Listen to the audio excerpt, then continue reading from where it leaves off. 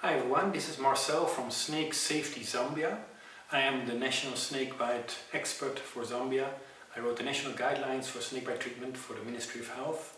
I published a book on snakebite first aid specifically for this region, and I advise doctors in active snakebite cases as well as members of the general public. Furthermore, I train doctors in snakebite treatment. This is all not to show off, but to make sure that you have a little bit of an idea who is speaking to you today. Now, what are we going to talk about? Very simple. Snakebite in relation to traditional remedies. And I'm going to try to convince you today that those kind of remedies are not helpful in case of a snakebite. Not because I hate them, not because I only believe in Western medicine, but I'm going to explain and prove to you, hopefully, and convince you that when you get bitten by a snake, you should immediately go to a medical facility and bypass any home or traditional remedies. We're going to be talking about black stones, charcoal, poultices, etc. But first, I would like to explain to you what happens to our body when we get bitten by a snake. Now, for that I'm going to use this very badly made drawing I made for you. And what we see here is, this is the surface of the skin, and this is a layer of skin tissue. Yeah? There are several layers there, and typically venom is injected in those layers. Here we see the fang of a snake that is penetrating tissue, and then there's a venom gland here which pumps this venom into your tissue, into your cell tissue. So this comes out under a lot of pressure. So immediately that squirts in between all these red blotches, and these red blotches are your skin cells. Yeah? So immediately that venom gets in and immediately is being spread out into your tissue. That's very important to understand. Now, these fangs are very small. They're maybe this long and very tiny. Yeah? So the moment that fang is being pulled out, that all goes within a second, that hole immediately starts to slowly close up again. That's the elasticity, but also the healing power of your skin. So immediately then that venom is basically stuck in your tissue. That's one.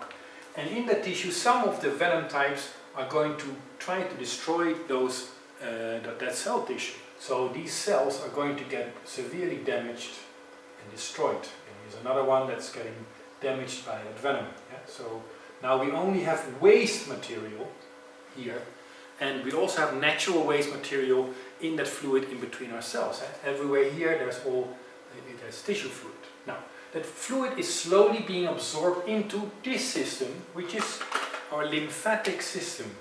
So this is a lymphatic vessel.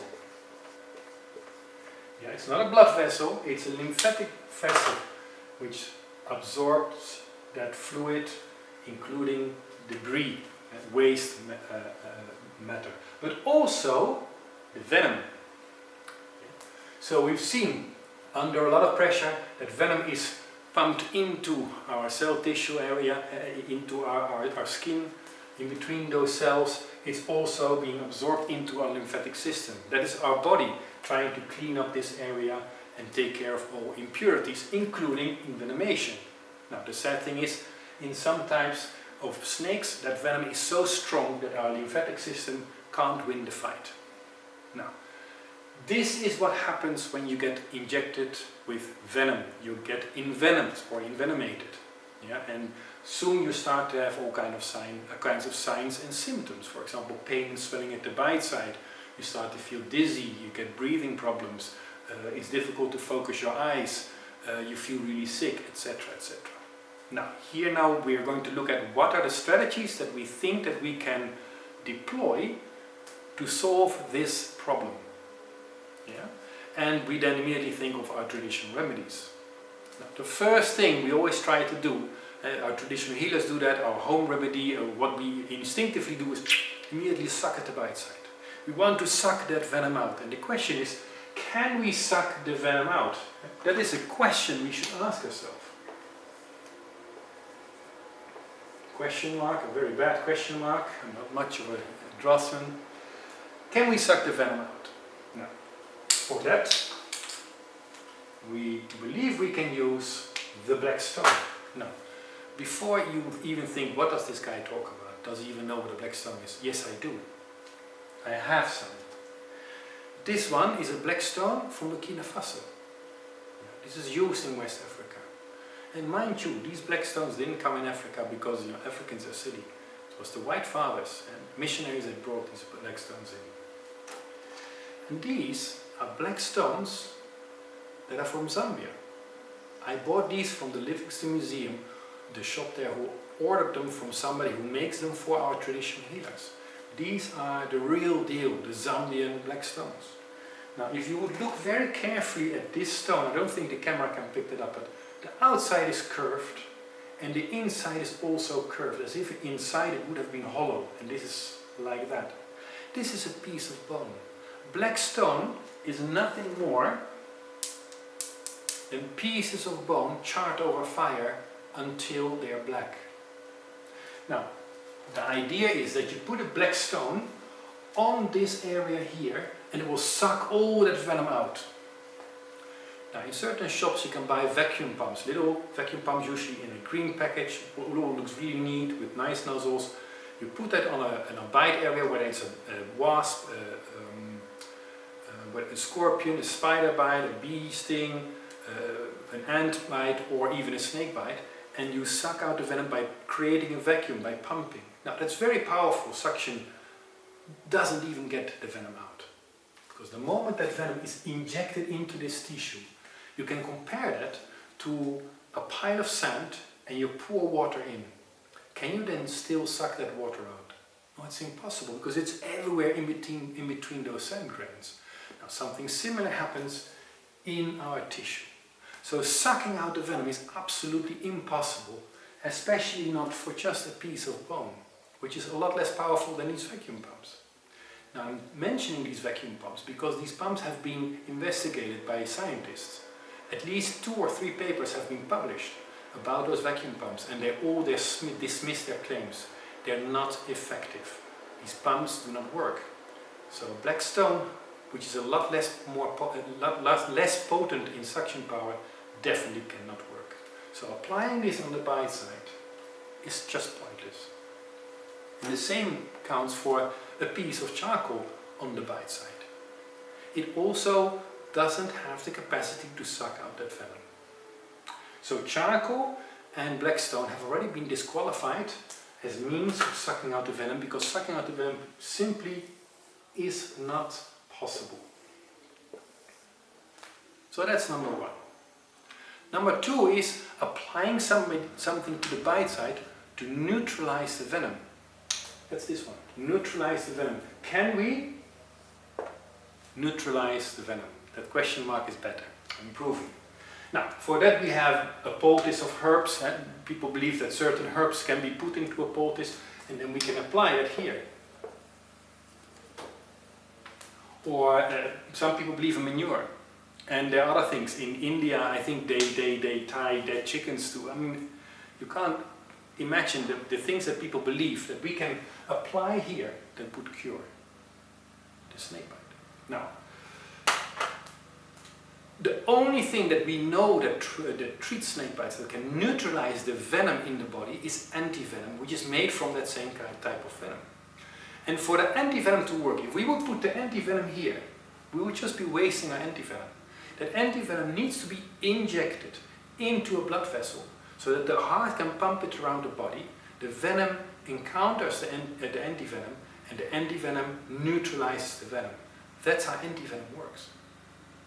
So how are we going to deliver those herbs, those poultices, or even activated charcoal? I'll get to that in a moment.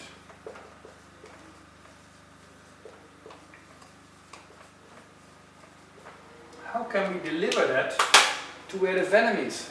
In the tissue, cell tissue, but also in that lymphatic system. And that's simply not possible. So anything that we apply on the surface of the snake bite is not going to help the victim at all. We're wasting time.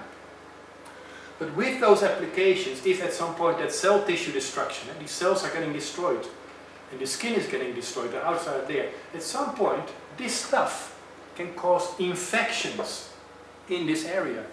And then we're even worse off, because now we have an infection as well as an envenomation. Now, the last thing that we can do is neutralize the venom by drinking something. And that's where activated charcoal comes in. Now, this is activated charcoal. It's nothing more than charcoal in powder form. And this was bought at a pharmacy in Lusaka, which should know better than to sell this. This is just nonsense, and I'm going to explain why. If you eat or drink something which is not good for you, you get poisoned, you feel really sick, you feel weak. If you then take charcoal and you mix that in milk or water or whatever it is that you need to drink this in, you create a concoction which you can drink. The charcoal is negatively charged. The poison is positively charged. Those two attract each other, they bind together. Your body recognizes charcoal as something that it can't consume. Yeah? There's nothing there for the body to use. So either the charcoal comes out in the natural way, or you throw it up. In any case, that charcoal takes some of the poisoning with it. Now, that's fantastic in poisoning. But we're talking about envenomation. So while the venom is moving up your lymphatic system, destroying tissue and causing problems everywhere in your body, this stuff is in your stomach, then in your digestive system, and then leaves your body. They never get in contact with each other. And earlier on we discussed that for antivenom to neutralize the venom, they need to be in contact with each other. So there's no way to get any traditional remedy, even if they would neutralize the venom, in contact with the venom. Now with that, unfortunately, I have depleted the entire arsenal that our traditional remedies have against snakebite envenomation. Now, I leave it up to you to decide whether you believe what I've just told you or whether you want to stick with the traditional remedies. I can only advise you from my expertise as the national advisor on snakebite to go to a medical facility as soon as you're bitten. Don't waste time going to a traditional healer or to apply home remedies and hope they work. They won't. Now, why do we believe that they do? Out of all our snake species in Zambia, and currently we have 104 species, only 15 or 16 are potentially deadly to a human being. And we're talking about the very big adders, the black mamba, the Jameson's mamba, and our 6 cobras, the boomslang, and the twig snake. All those together are 15 or 16 snakes of all the 104 snake species. All the bites for all these other snakes you would survive without medical attention. So if you get bitten by any of those snakes and you go to a traditional healer, you'll probably survive. You might end up with an infection, which you can then treat with antibiotics. But it's those dangerous snakes, the highly venomous snakes, that will cause you to die if you don't get proper medical treatment. Even if you get bitten by certain snakes like blackneck spitting cobras, by pufferers, or the deadly snakes, there's a chance that you survive if they have only given you a dry bite or only a warning bite with very little venom, because they can make that decision. So you could still survive a bite from a highly venomous snake without proper medical treatment. In all those cases, if you go to a traditional healer, you might survive. But it is despite what the traditional healer does, not because of what he does. It's despite of the home remedies, not because of the home remedies. You would have always been better off.